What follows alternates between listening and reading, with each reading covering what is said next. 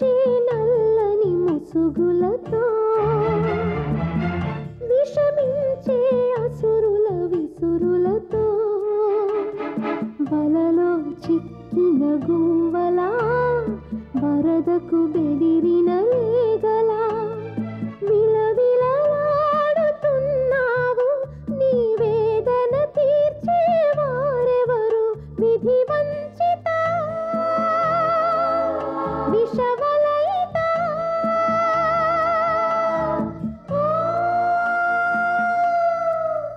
Anveshitha Anveshitha Anveshitha.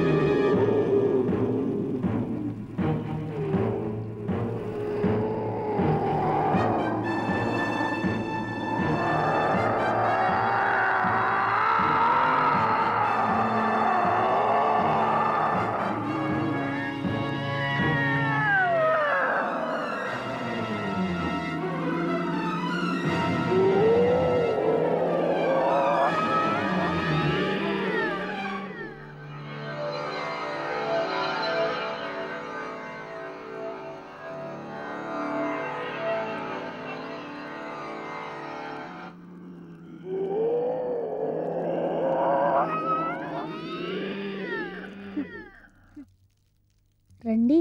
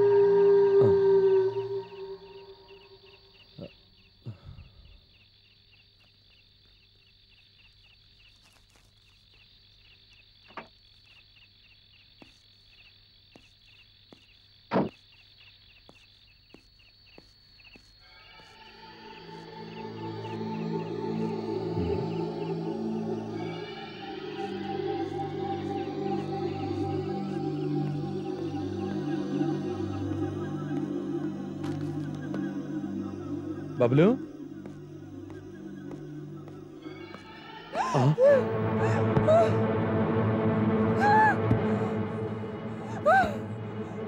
Bablu my son please కంగారు పడదు. ఈ పని నాకు వదిలిపెట్టండి.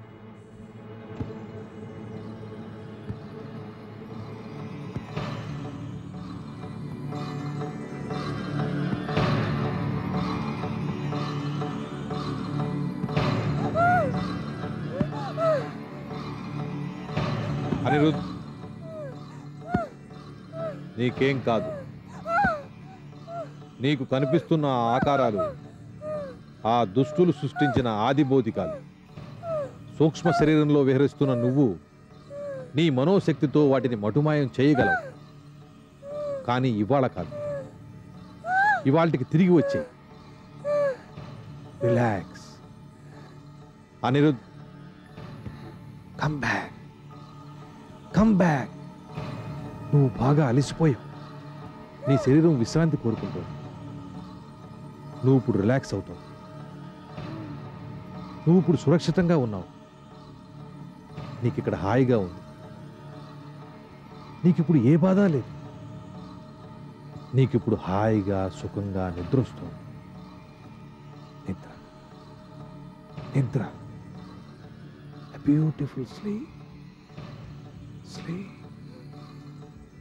Sleep, sleep. ఏమిటి ఇదంతా? అక్కల్ సైన్సెస్లో విశిష్టమైన ప్రక్రియ ఇది. Astral journey. స్నిగ్ధ గారి జాడ తెలుసుకోవడానికి ఇంతకంటే మంచి మార్గం మరొకటి అంటే స్నిగ్ధ బ్రతికే ఉందని బబ్లు తెలుసుకున్నాడా? కమాన్ పవన్, మీ అనిరుద్ చాలా తెలివైన కుర్రాడు. మీరు శ్మశానంలో సమాధి తవ్వించాలనుకుంటున్నారని పసిగట్టి మీ ఇన్వెస్టిగేషన్స్ దేనికోసమో వెంటనే అర్థం చేసుకున్నాడు. తన తల్లి జాడ తెలుసుకునే మార్గం చెప్పమని నన్ను అడిగాడు. ఫిజికల్ బాడీలోంచి ఎలా బయటికి రావాలో, యాస్ట్రల్ బాడీతో ఎలా విహరించాలో నేను చెప్పగానే వెంటనే అర్థం చేసుకున్నాడు. అంటే మీకు తెలిసిన విచిత్రాలన్నీ వాడికి చెప్పి బాగా కన్ఫ్యూజ్ చేసి వదిలిపెట్టారనమాట. గ్రేట్. సారీ మిస్టర్ పవన్, మీరు నన్ను అపార్థం చేసుకుంటున్నారు. నేను చెప్పిన దాంట్లో అనిరుద్ధికి రిస్క్ ఏమీ లేదు. రిస్క్ లేదు. పైగా ఎన్ని ప్రయోగాలు చేసినా అనిరుద్ధికి ఎటువంటి ఆపద రానివనని మాటిచ్చారు. That's a gentlemen's word. అవునా? Of course.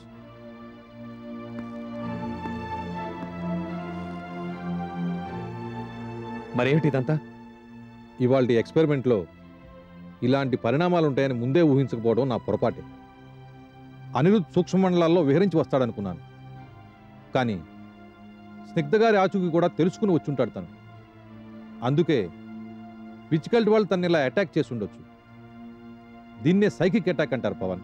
Psychic attack, which cult, ఇంకేంటి యాస్ట్రల్ ట్రావెల్, వీటన్నిటి గురించి సైన్స్ ఇంతవరకు నిర్దిష్టమైన అభిప్రాయం ఏది చెప్పలేదు. కానీ మీరేమో చాలా నార్మల్గా మాట్లాడతారు ఈ విషయాల గురించి. అసలు మీ గురించి ఏమనుకోవాలో అర్థం కావట్లేదు నాకు. పవన్ గారు, మీరు ఇలా అనుకోవడంలో పొరపాటు లేదు. కానీ నా మాట నమ్మండి, అనిరుద్ ఒంటి మీద ఏర్పడిన ఈ గుర్తులు మరో 2-3 గంటల్లో వాటంతట అవే మాయమైపోతాయి. నిద్ర లేచాక అనిరుద్కి మరికొన్ని మెళకువలు నేర్పిస్తాను. అప్పుడు అనిరుద్ మనకు అందించే సమాచారంతో స్నిగ్ధ గారి ఆచూకీ తెలుసుకోవడం మనకి చాలా సులభం అవుతుంది. నో, స్నిగ్ధను ఎలా వెతుక్కోవాలో నాకు బాగా తెలుసు. మీరు మాత్రం అనిరుద్ధ జోలికి రాకుండా మమ్మల్ని నా బతికినిస్తే చాలు. Please please go away from here. కానీ please.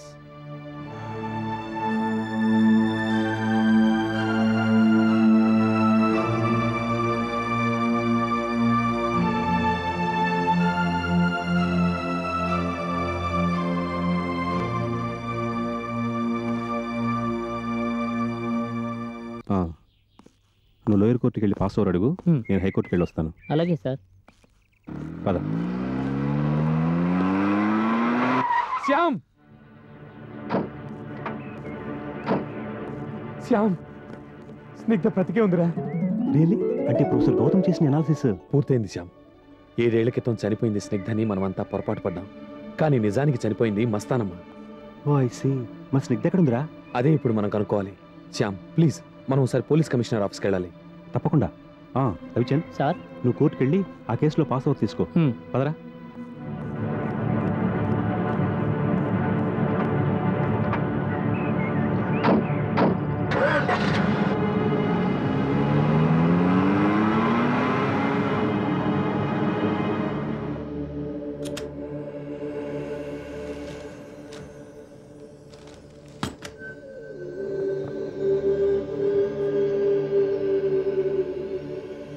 Remarkable and very strange. అయితే 7 ఏళ్ల క్రితం ఆసుపత్రిలో చనిపోయింది ఈ అమ్మాయి. అంటే మోస్ట్ ప్రాబబ్లీ మీ మిస్సెస్ ఎక్కడో ఉండే ఉండాలి. కానీ ఇన్నేళ్లైనా మిమ్మల్ని కాంటాక్ట్ చేయలేదు. దీని గురించి ఏమనుకోవాలో అర్థం కావట్లేదు. I hope she is safe somewhere, but where? Sir, స్నిగ్ధని ఎవరో కిడ్నాప్ చేస్తుంటారని పవన్ అనుమానం. సార్, 8 ఏళ్ల క్రితం నేను స్నిగ్ధ మొట్టమొదటిసారి వికారాబాద్కు వెళ్ళినప్పటి నుంచి మా జీవితంలో విచిత్రమైన సంఘటనలు ప్రారంభమయ్యాయి. వికారాబాద్కి వెళ్లే దారిలో ఓ పాడుపడ్డ భవనంలో ఆలయం ఉందని, అందులో కాత్యాయిని, మెహర్కుట్టి అనే భక్తులున్నారని స్నిగ్ధ చెప్తుంటే నేను నమ్మలేదు.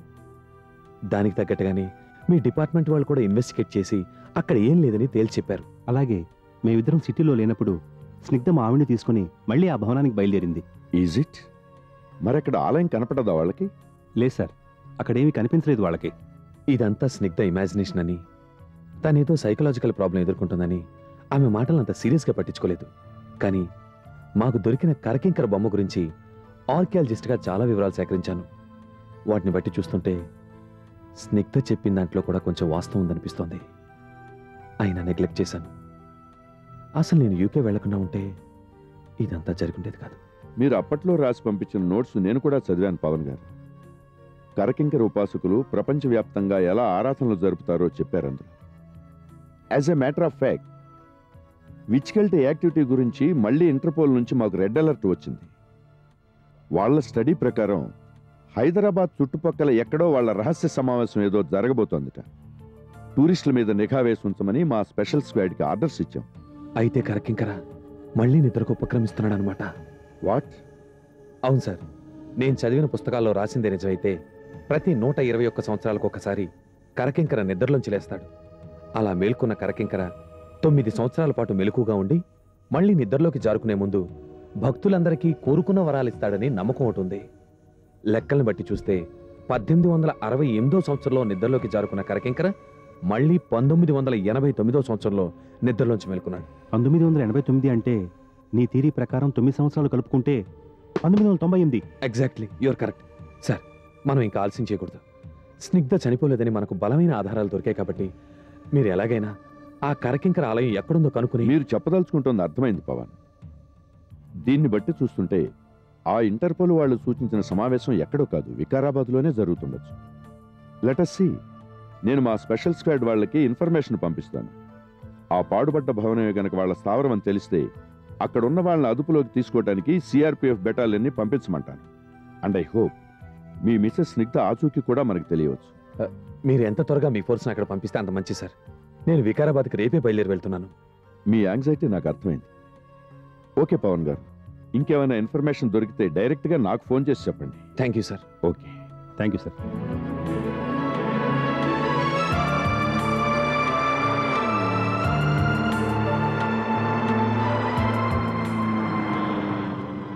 అయితే పవన్, వికారాబాద్కి వెళ్ళినప్పుడు మా ఫార్మ్ హౌస్లో దిగు. నేను వీలు చూసుకొని 1-2 రోజులు అక్కడికి వస్తాను. థ్యాంక్స్ రశ్యామ్. నువ్వు వస్తే నాకు కూడా ధైర్యంగా ఉంటుంది.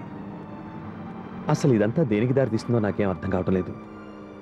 ఒకవేళ నేను ఆశిస్తున్నట్టుగా స్నిగ్ధ చాట తెలియకపోతే ఏం చేయాలో కూడా నాకు తెలియటం లేదు. డోంట్ వరీరా పవన్, నాకైతే స్నిగ్ధని మళ్ళీ ఇంటికి సేఫ్గా తీసుకొస్తామని బలంగా అనిపిస్తుంది. Let us see. అన్నట్టు పవన్, నీకు పొద్దు నుంచి ఓ విషయం చెప్పాలనుకుంటున్నాను. ఏంటది? It's bad news. మన విద్యాధర్ మిసెస్ నీరజ చనిపోయింది. వాట్? ఏమిటా నువ్వు అంటున్నది? ఎప్పుడు జరిగింది ఇది? ఎలా? వారం రోజుల క్రితం ఓ నర్సింగ్ హోమ్లో డెలివరీ అయిందట. ఏదో కాంప్లికేషన్ వచ్చి అక్కడే చనిపోయిందట. ఈ విషయం నాకు పొద్దునే తెలిసింది. సాయంత్రం కోర్టు నుంచి వస్తూ వాళ్ళ ఇంటికి వెళదామని అనుకుంటున్నాను.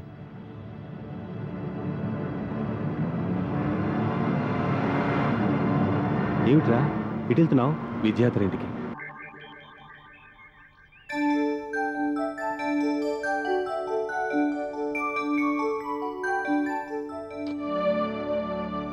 మనసు నిండా ఎన్నెన్నో కోరికలు పెట్టుకుని ఏమీ తీరకుండానే వెళ్ళిపోయింది నీరజ. నేను ఎన్నో కలలు కన్నాను. ఇలా ఎందుకు జరిగిందో, ఏ జన్మలో ఏ పాపం చేశానో. కామ్ డౌన్ విద్యాధర్, నీ బాధ ఏంటో నాకు తెలుసు. పవన్, నాకు అసలు బ్రతకాలనే లేదు. కానీ ఏం చేయను? ఈ పసిప్రాణిని నాకు అప్పచెప్పి వెళ్ళిపోయిందే. పవన్, మన ఇద్దరి జీవితాలు ఒకేలాగా సాగిపోతున్నాయి కదా. స్నిగ్ధ చనిపోయాక బాబుతో నువ్వు కూడా ఇలాగే బాధపడి ఉంటావు, అవునా? అవును Vidyadhar, but you know. Vidyadhar, 7 ఏళ్ల క్రితం గ్యాస్ సిలిండర్ పేలి చనిపోయిందనుకుంటున్న స్నిగ్ధ కాదని నిన్నే తెలుసుకున్నాడు పవన్. నిజానికి అప్పుడు చనిపోయింది వీళ్ళ ఇంట్లో పనిచేసే పనమ్మాయి. ఒళ్ళు పూర్తిగా ఖాళీ ఉండటంతో గుర్తుపట్టలేకపోయారు ఎవరూనూ. ఇప్పుడు సమాధి నుంచి అస్థికలు వెలికి తీయించి అవి స్నిగ్ధవి కావని నిర్ధారించుకున్నాడు. మరి స్నిగ్ధ ఏమైంది? తనని విచ్కెల్ట్ గ్యాంగ్ ఏదో కిడ్నాప్ చేసి ఉంటుందని మేమనుకుంటున్నాం. విద్యాధర్, స్నిగ్ధ దొరుకుతుందని ఆశతో రేపు నేను వికారాబాద్కి వెళ్తున్నాను. నిజంగా కనుక నేను స్నిగ్ధను వెనక్కి తీసుకురాగలిగితే ఇద్దరం వచ్చి నేను కలుసుకుంటాం. I hope you will find her Pavan. కానీ మీరు తిరిగి వచ్చేటప్పటికి నేను హైదరాబాద్లో ఉండకపోవచ్చు. బాంబే షిఫ్ట్ అవుదాం అనుకుంటున్నాను.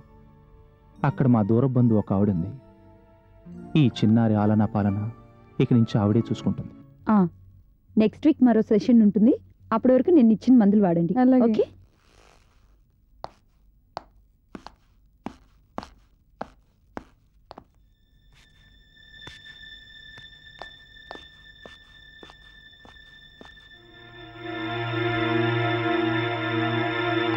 Sorry to disturb you like this doctor Sudha.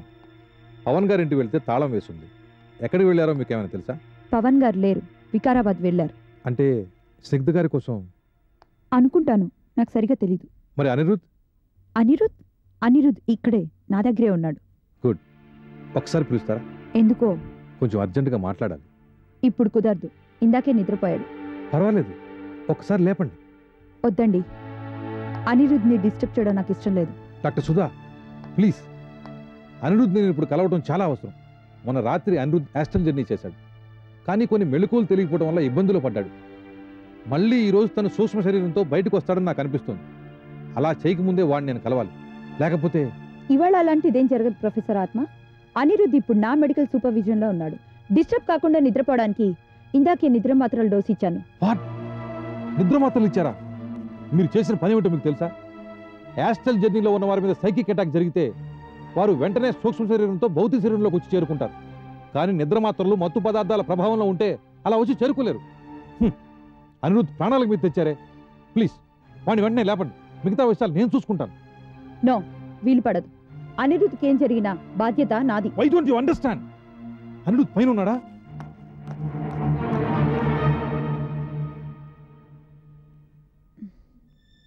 Lakshmaiah, పిలిచారా అమ్మగారు? ఈ అయ్యగారు వెళ్ళిపోయిన తర్వాత గేటుకి తాళం వేయి. Good night professor.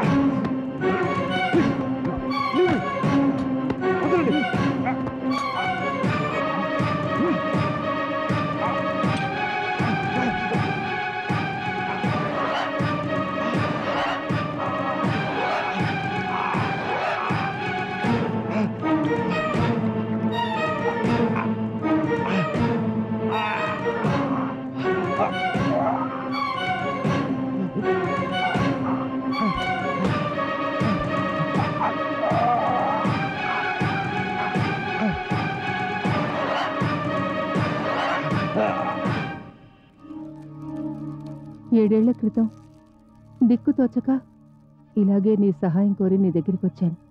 గుర్తుందా పెద్ద చాముండి? నువ్వు చెప్పినట్టు ఆ రోజు దిగుడు బావిలో రాబందులకు ఆహారం వదిలి మచ్చగుండు చుట్టూ భస్మం చల్లి జపం కూడా పూర్తి చేశాను. ఈ పెద్ద చాముండి ఏదీ మర్చిపోదు. పెద్ద చాముండి, నిన్ను కలిసి వెళ్ళాక అన్ని అనుకోని సంఘటనలు ఒకదాని తర్వాత ఒకటి జరుగుతూనే ఉన్నాయి. 7 ఏళ్ల క్రితం నా కొడుకు నాకు కాకుండా పోతున్నాడని, నా కోడలి వల్ల నాకు మనశ్శాంతి లేకుండా పోతుందని నీ దగ్గరికి వచ్చాను. నువ్వు చెప్పినట్టు చేసి నీ దేవత అనుగ్రహం పొంది మళ్ళీ హైదరాబాదు వెళ్ళేసరికి ఆ పిల్ల, అదే నా కోడలు, చనిపోయిందని తెలిసింది. నేను తల్లడిల్లిపోయాను. ఆ పిల్ల అంటే నా కోపం, అసహ్యం ఉన్నమాట నిజమే. కానీ ఆమె చావును నేను కోరుకోలేదు. ఆమె నుంచి విముక్తి కావాలనుకున్నానే కానీ ఆమె నాశనమైపోవాలని నేను అనుకోలేదు పెద్ద చాముండి. అందుకే చాలా బాధపడ్డాను. అయితే ఎవరికీ చెప్పుకోలేని బాధ అయింది నాది. ఆ అమ్మాయి చనిపోయింది నా మూలానేననుకుని నాలో నేను కుమిలిపోయాను.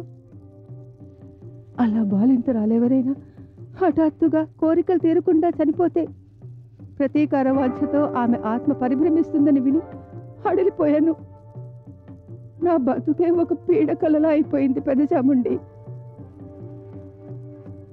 7 ఏళ్ల పాటు ఇలా నరకం అనుభవించాక ఈ మధ్యనే తెలిసింది చనిపోయింది నా కోడలు కాదు, పనిపిల్ల మస్తానమ్మా అని.